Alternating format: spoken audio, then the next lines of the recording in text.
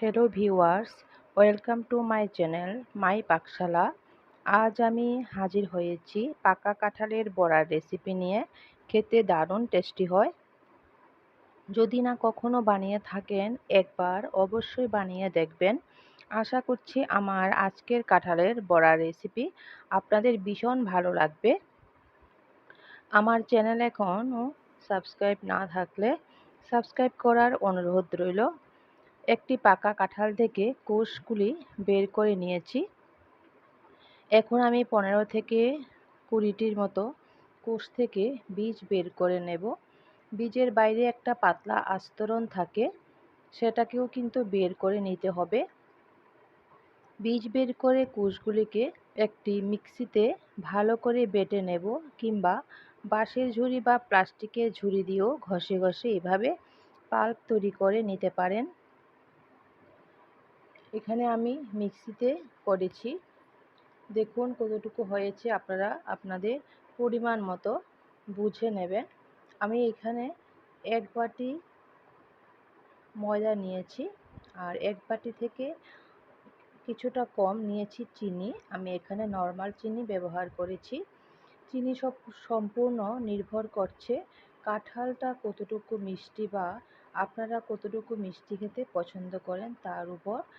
এখানে 1 বাটি থেকে কম নিয়েছি সুজি, আর সামান্য পরিমাণে লবণ দিয়েছি। তাহলে আমি যে কোনো মিষ্টি দিয়ে যদি রেসিপি করেন, তাতে একটু লবণ দিলে ব্যালেন্সটা ঠিক থাকে। তবে এখানে হাতের সাহায্যে মেখে নিতে হবে, না হলে ভালো হবে না। এই ব্যাটারের মধ্যে কোনো জল মেশানো যাবে না, জল ছাড়াই ব্যাটার তৈরি করতে হবে। এভাবে ভালো করে আমি হাতের সাহায্যে কাঁঠালে নেব, ব্যাটারটা তৈরি করে নেব। এবার আমি এখানে 10 থেকে 15 মিনিটের মতো এভাবে রেখে দেব, কারণ সুজি দিয়েছি, এটা একটু ফুলতে হবে। এবার কড়াই বসিয়ে দিয়েছি, কড়াইতে রাইস ব্র্যান তেল নিয়েছি। এবার তেল ভালো করে গরম হলে কাঁঠালের ব্যাটারটা দিয়ে দেব। এভাবে ভালো করে তেল গরম হতে হবে, না হলে কিন্তু লেগে যাওয়ার সম্ভাবনা থাকে। এভাবে আমি দিয়ে দিলাম, দিয়ে 1-2 মিনিট রেখে তারপর এগুলিকে একটু নাড়া দিয়ে দিতে হবে। কাঁঠালের বড়াগুলি খেতে ভীষণই টেস্টি হয়। আপনারা যদি না খেয়ে থাকেন, অবশ্যই একবার বাড়িতে তৈরি করে খেয়ে দেখবেন। দেখুন বড়াগুলি কালার চেঞ্জ হয়ে গেছে, দেখতে কতটা লোভনীয় হয়েছে।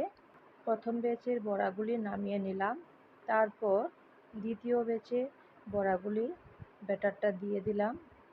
2 ব্যাচে আমি বড়াগুলি তৈরি করে নিয়েছি। আশা করি আজ আমার রেসিপিটা আপনাদের ভালো লাগবে। ভালো লাগলে অবশ্য লাইক শেয়ার করতে ভুলবেন না। আপনারা অবশ্য বাড়িতে এভাবে করে খেয়ে দেখবেন, কেমন হয়েছে অবশ্য আমাকে কমেন্ট করে জানাবেন। এখানে দ্বিতীয় ব্যাচের বড়াগুলি হয়ে গেছে। সবাইকে অনেক অনেক ধন্যবাদ আমার ভিডিওটি দেখার জন্য। আবারও অন্য কোনো দিন অন্য কোনো রেসিপি নিয়ে আপনাদের সঙ্গে হাজির হব।